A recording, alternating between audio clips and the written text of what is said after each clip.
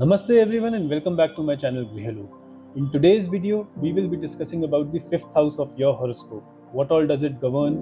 Which planet is the karka for the fifth house? What all body part does it represent in your life? Let's deep dive. Fifth house is the house of your Purva Punya, the karmas that you have performed in your previous lifetime and the results that you are to reap of it, for it in this lifetime. That is all represented by your fifth house. Fifth house is the second house of the Dharma Trikona houses, which is the 159. It also represents over your creativity, your children, your future, because your children are your future, the future of your lineage. That is the reason why the part of it also governs your future, your fortune. What is your expression?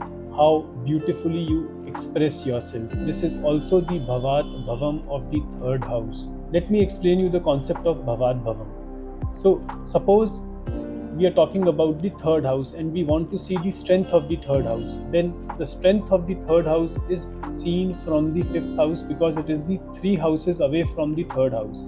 This is known as the concept of Bhavat Bhavam. So, fifth house is the Bhavat Bhavam of the third house, which is the house of your communication. This is the highest form of your expression, your expressive abilities, your creative abilities. Fifth house also governs about the love affairs, the romance in your life. It rules over the speculative activities. All the speculation that you do in your life is governed by your fifth house. So the karka for the fifth house is Jupiter. The body part that it governs is your spinal cord, the upper portion of your stomach, your liver. All these things are governed by your fifth house. I hope this video was helpful.